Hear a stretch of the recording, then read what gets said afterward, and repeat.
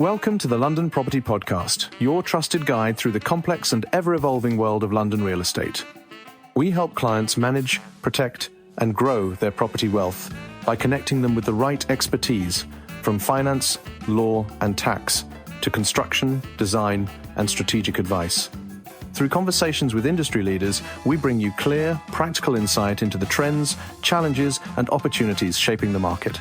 Let's dive in. Welcome to London Property. I'm your host, Farnaz Fazaipour, and we're delighted to welcome back to the show Gary Hersham. Welcome back. Thank you very much indeed for inviting me back. Pleasure. So Gary, to many people, is known as the person who's done the biggest deal in the prime central London market for decades. Incorrect. Marcus O'Brien did the biggest deal quite recently at 265 million, if I'm not mistaken, Nick Candy's house, and there were agents on the buy side. That is... So that they beat me by 40 or 50 million quid. They beat you by 40, 50 million quid. I was talking more broadly speaking. You are the man who's done a lot of big deals in London over the decades, and we want to tap into your knowledge. First of all, tell me what you think is going on at the moment after 4 decades in the industry. Have you ever seen anything like this before? If the question relates to the global, what's going on in the world today, then I haven't seen anything like this before. In other words, there are wars everywhere. There's Trump invading Venezuela, Trump threatening to go into Cuba, the Israeli-American war with Iran.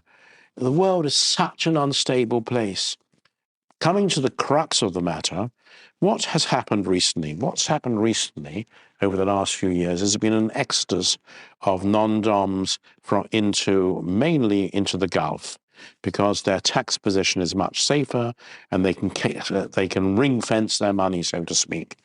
What have they noticed? They've noticed that the Middle East might be safe for money or for paper, but it's not safe for human beings.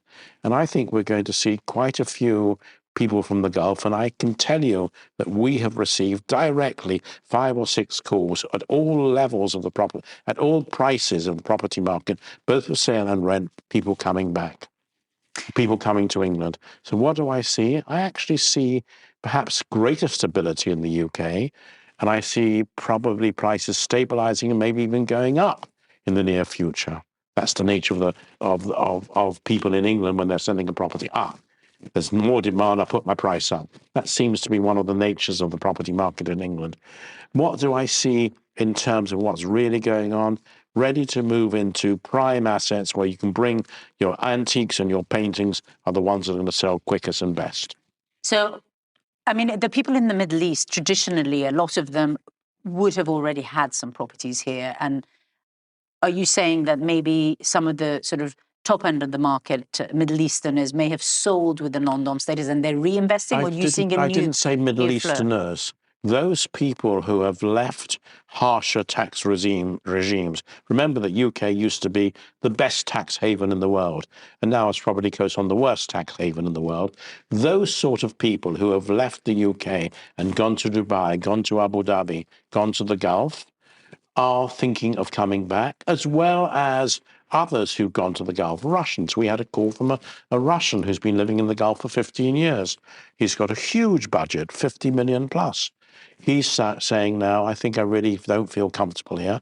I want to bring my children, my wife to England. Children will be educated here and I'll buy a home here. I'm beginning to see non-Middle Eastern purchasers coming to London. Having said that, I have a meeting this afternoon with an Arab purchaser who has had a property in London, sold property, now wants to buy again from Dubai. Yeah. So I believe that the effect of what's going on, in the Middle East with the random attacks on the Gulf for reasons that the Iranian government knows about and we probably don't know about, is forcing people to think again and to think again where they should live. Maybe money isn't the operative issue, the core issue. Maybe it's safety is the core issue. And that's what it should be. Everybody thought it was so safe out there. Yeah. And guess what? Maybe it's not so safe. No, I mean, it took days, I think, for people to see a massive crash in their property prices, which I'm sure it will recover because they do take care of their internal stuff very well. But as somebody who came here for disruptions in the Middle East, I want to kiss the ground of the place I live with gratitude. Absolutely. You must have come here post 79 or just We before came 79. just before to go to school here, but coincidentally, then there was the revolution. But having But had there been no revolution, you would have gone back. No, we were coming here to go to school anyway.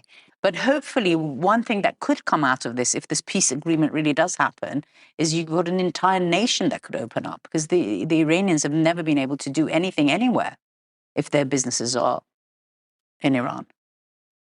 To be able to if you're looking at that aspect, as that as being the result of a successful mission, shall we say, by the Americans and Israelis in Iran, and Iran becomes a free place, then all of a sudden we have a new captive audience. Yeah, and a huge one. And a huge one. With a lot of money. How many people? 70 million? How many people in Iran? 90 million. 90 million. 90 million in, 8 million out, and, they can't bring any money out to invest. Doesn't matter who they are.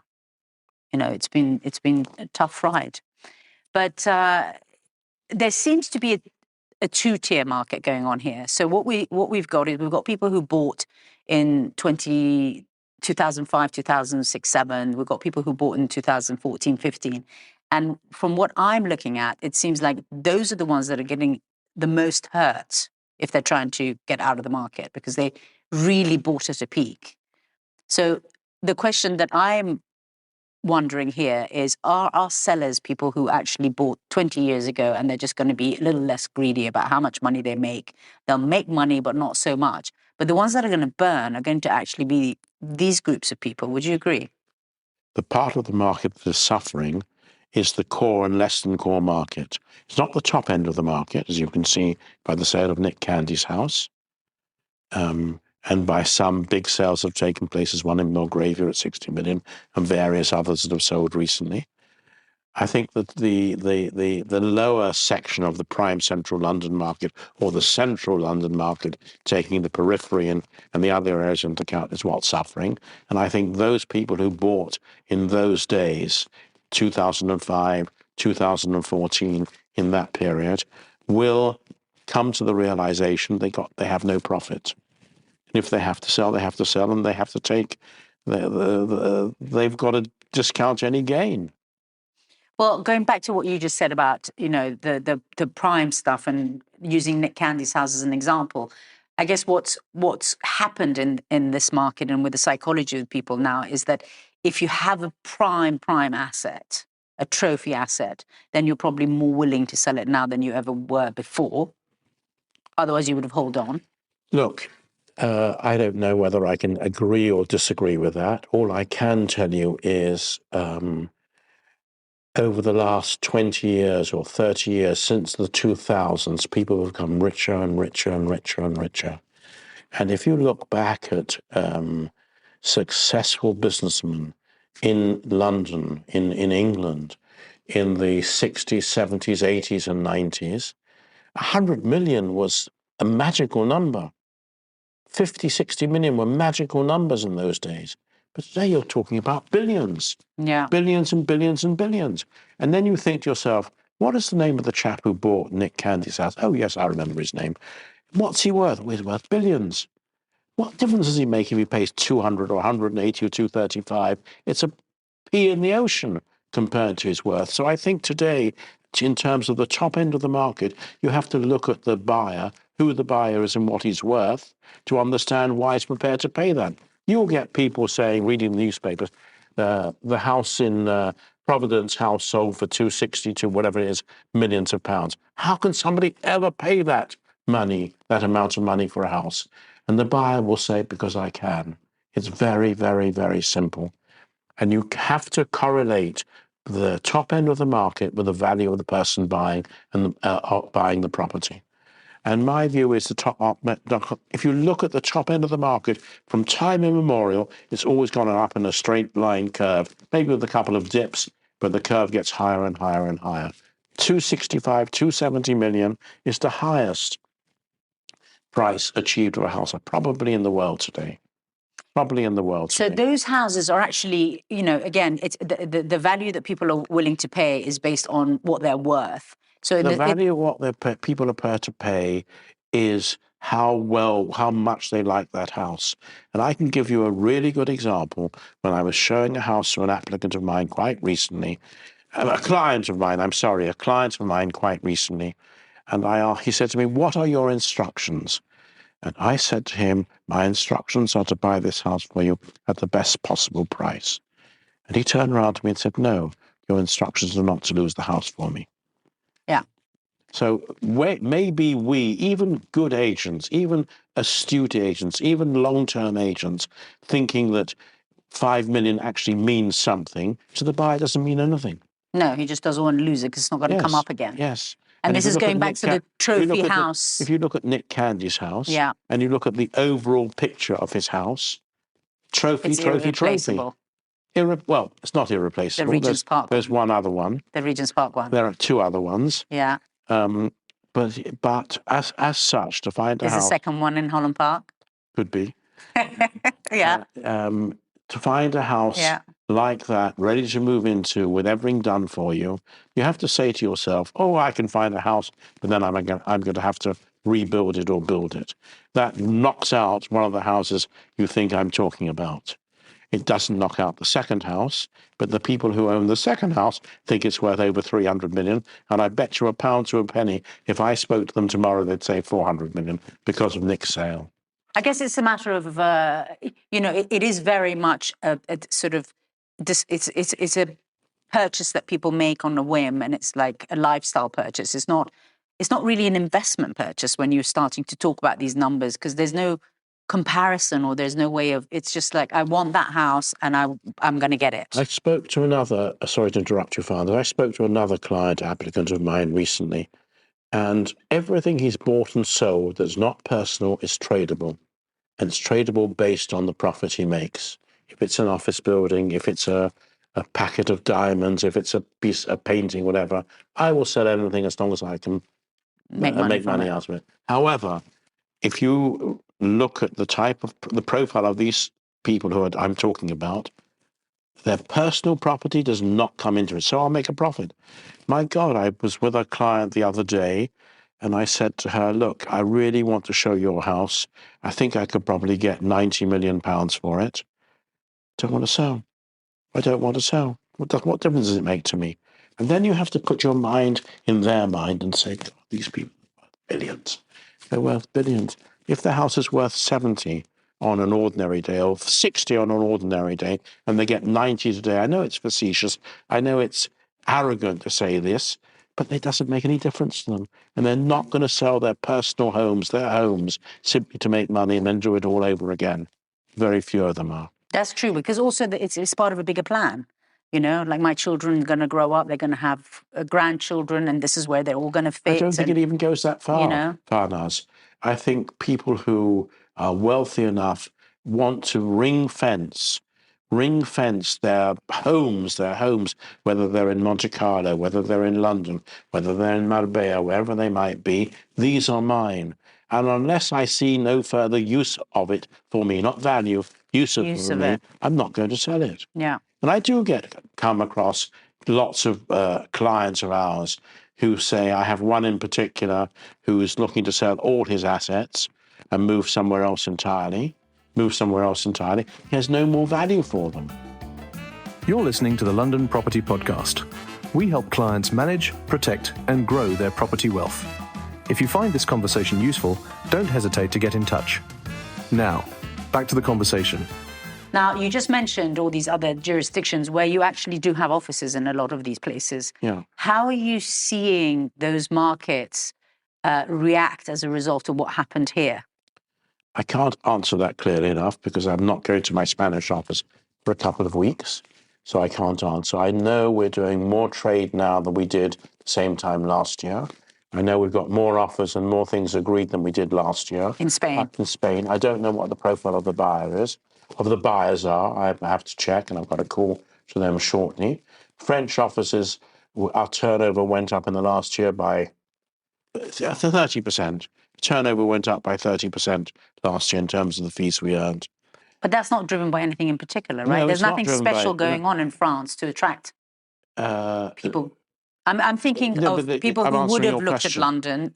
How are they looking at other places from your There experience? seems to be, look, we are in various holiday locations. Marbella, a city, but a holiday location. Saint-Tropez, not a city, a town or a village, holiday location. Cannes, a bit of a city, but a holiday location. Mougins, very much a holiday location. And Cap Ferrat, a holiday location. We are seeing second home purchase or third home purchases in those areas more than we did beforehand. Has that got anything to do with the world at large? Perhaps not, or perhaps maybe it does. Maybe people don't want to go to Dubai on holiday anymore. I understand, maybe I'm totally wrong, but I understand occupancy, hotel room occupancy was nearly 100% in the Gulf, now down to single-digit numbers. Maybe I'm wrong. No, I've heard some really good offers being made for people to go staying in all these 5, 6-star hotels for close to nothing. So I think that there is, they are suffering. Obviously, they're suffering. So you relatively positive, as you always are, good salesman that you are.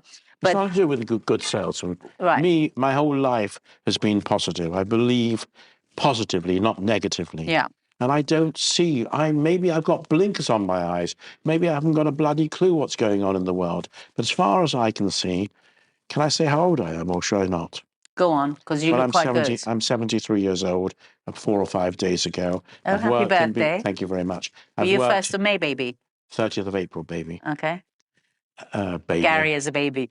Yeah. I just see things positively. And I'm enjoying what I do, and I love my work, and I've loved my work from the day I started until the day I finish, which hopefully will not be very soon. I just see things positively, and one can make many things out of a bad situation. I agree with you. Listen, I'm the same. And I'm not reporting that I'm seeing another dip. But what I did say recently is that if you're suffering, if you can suffer for another 5 years, great, hold on. Otherwise, don't be stubborn and let go and listen to people and take your prices down. I mean, that's my negative twist on It's not a negative twist at all. What you're saying is real. Look, if you don't really need to sell, maybe you shouldn't be selling your house, your £5 million house today. Maybe Definitely you shouldn't. Not. Yeah. Maybe you'll get 5.5 million in 3 or 4 or 5 years' time. Maybe you won't. But take a pragmatic view. If you want to sell your house to buy something else, sell your house to move abroad, whatever it might be, maybe you want to go to Miami, wherever you want to go, then you know what? Sell your house now, because you'll have equal buying power when you sell as when you buy. Yeah. You'll have your buying power will be as strong as your purchaser's buying power. You will turn the situation around. So what you lose on the roundabout, you gain on the swings. You gain on the sale. Yeah, it's about going right back in at the same time as you come out. Yeah, no, absolutely. And what would be your advice to buyers right now? Because also there's a lot of people sitting on the fence going, oh, well, it's going to go down some more. I'm not going to give buyers advice, because they know far better than me. They always have done. Every single buyer I've come across should have been. The amount of times I turn around to buyers and said, listen, you be the estate agent, I'll be the buyer. I don't want to give any advice to buyers, because it's all there in black and white. The advice is open for everybody to see, visible for everybody. Be pragmatic. Don't be greedy. Don't be the valuer. Don't self-value your own property. And what you're buying for, if you're buying your own home, stop analysing it so much. Absolutely. Yeah. And guess what? If you think that James of this firm, or John of this firm, or John of the other firm are wrong, bring 2 or 3 other people in, and then get a consensus of the value of a house. Nobody's trying to cheat you. There are very few agents today who are going to tell you your £5 million house is worth £3 million. They're not going to get away with it. You're not stupid, and they're not. And the world's not stupid. But if you're told by various agents, this is the value of your house, okay, add on 5% if you like, but don't add on 50%. Yeah. I think people, a lot of people know better than us always when we go into any of these situations. And there's so much over-analyzing to do. From where I sit, I help people manage property wealth. And from where I sit, I always say, it's about the strategy of your property that you want to sell. What are you selling? who should be selling it for you? You know, how should you be selling? It's not just it'll sell itself and it's, you know, I don't need you. You just happen to be the window onto my buyer. But it actually does make a difference about how you strategize and who sells it for you. You know, if you have a, I don't know, 200 million pound house and you take it to you or you take it to the guy who's doing really well being a techpreneur or whatever it is that everybody calls themselves now on social media and this and that and the other, it doesn't mean that they can realize the real value if that's not the market that they understand. So a lot of buyer advice has got to be... You mentioned £200 million house, but they're few and far between. But in any event, at a certain level, it's really difficult to value a house. How do you... Let's take a flat of 20,000 square feet, 16,000 square feet, for argument's sake. Can you value that flat on the basis of price per square foot? Yeah. Can you value the flat on where it is in the building? Can you value the flat in terms of exclusivity? Can you value the flat? Do you value the flat in terms of rarity? How do you do it? Quite difficult to value products over the normal range. But you have to have instinct, and you have to say to yourself, maybe, well, he paid that for that. Why wouldn't he pay that for this? It's a bit difficult. It's a trophy, right? It's a trophy asset like any other asset. It happens to be real estate.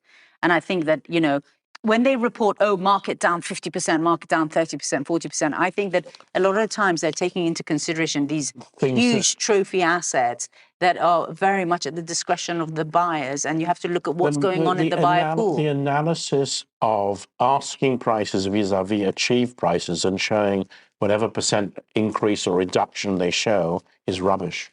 Because quite often in a bull market, asking prices have been far too high and unrealistic. But some people have been lucky and they've got those prices. It's nothing to do with the asking price, in my opinion. Things sell in any market if they're priced correctly. However, when you go to the trophy level of the market, when you go to the top end of the market, what do you find? You find the perception of the buyer. What does the buyer want? I'll tell you in in a few words. They want a hole-in-one. Buyers at the top end of the market or in the middle end of the market are going to look at houses with a view to buying, not with a view not to buy. So what do they want? They want a hole-in-one. They want to see the house and say, this is what I was expecting and I want to buy this house. Don't lose it for me. And people might think I'm talking absolute rubbish, but that's been my experience over the years. And you have to put yourself in the mindset of the buyer. There are two things you have to do. Number one, do not listen to the buyer about what he wants. I want a double-fronted, low-built house with a carriage driveway. I want a double-fronted, low-built house, freehold, with a carriage driveway in Belgravia. Really? Where are you going to find one of those? Yeah. So you've got to match. Let's say a buyer comes to you and says, I've got 100 million to spend. I want 30 bedrooms. Really? Or I've got 5 million. Carlton Terrace. Carry on. It's not 30 bedrooms. I'm just pulling your leg. Yeah. Take him out and show him properties. Educate him into what he is going to get. Take him out, let him educate you what he wants. Let him tell you, I don't like this. But that's what you said you wanted. Then you understand what he wants. Then on the second round, you can show him the right thing for him and he'll be delighted. Yeah. You and I have had this conversation before off camera. And I think that by the time you get to decades and decades behind you, all the house searching is actually happening here. Mainly at night time. In the middle of the night. I keep a notepad by my bedside table. So when you think about it, you can write it down. The difficulty with keeping a notepad by your bedside table when the lights are off is can you read your handwriting in the morning? In the morning. Yeah, no. A couple of more questions. So what do you think? Actually, this is topical. So I'm a buyer and I'm a seller and I'm looking for an agent. And there's so many different people to choose from. And now we've got this new level where people are working on commission only. I'd just like to say we started doing that in 1989. But anyway, so people are now looking at all these different agencies. And you've just gone down that route. So what in an individual is the thing that really a seller should be looking for before giving them an instruction? Various things. Confidence. Yeah. Bit of track record. Maybe an agent will tell you what he's done or what he hasn't done. Probably will exaggerate. How correct, how straightforward he is, how well he knows the market, and how you feel about him. Most importantly, when he's left, What did you think of our agent? Did you like him? Did you think he was being genuine? Does he know his job? Does he know what he's doing? It is very much a relationship business, isn't it? It's relationship first.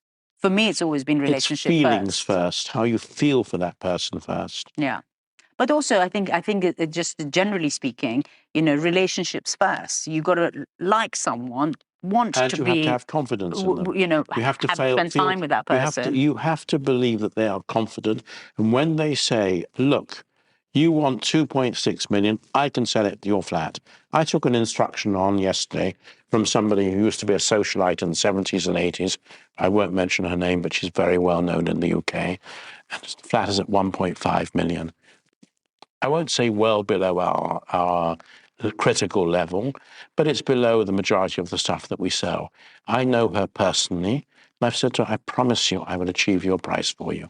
You can have faith in me, but it's not very much. It doesn't come into your portfolio. I said, not only does it not come into my portfolio, but I will sell it for you and I'll reduce my fee to 1.5% because I had feelings. I knew she knows the money. I know that's the money she's going to live off for the rest of her life. And I'm going to do my best and my team my best. And I will use an iron hand to make sure we sell it.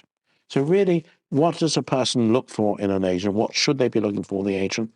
The ability, the knowledge, how they sell, and their devotion to you. You have to have a devotion and a friendship with your client.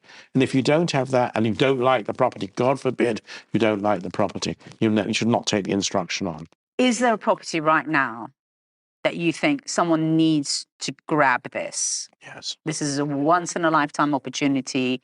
I don't know about once in a lifetime because I haven't got that many instructions of once in a lifetime properties. Yeah. I've had 2 or 3 over the years, but they're not that many once in a lifetime properties, whether they're 10, 20, 30, 40 or 50 million. 50 million is run of the mill nowadays in many respects. In your life, yes. In many respects. Yeah. But there are a couple of properties today that I would say this is a rare opportunity, both in terms of the product and both in terms of the price. And I can think of at least 3. It's a very difficult business now, residential development. I don't know whether you agree, but because of the perception of both buyer and seller, seller in terms of what he wants to achieve, buyer in terms of what he can achieve once he's redeveloped it, the margins are narrower and narrower and narrower.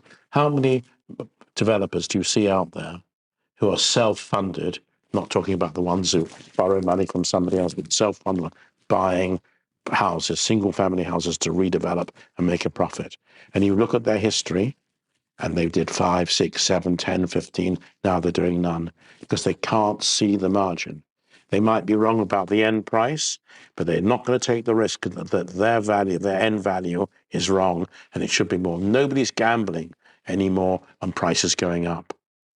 Well, I find it quite difficult. It's also because it's a little bit by design, because if you look at what's happened since 2013 and all the different ways that the government has hit the top end of the market, then it's almost by design, because you know all the profit that you could have made is now going in transactional costs.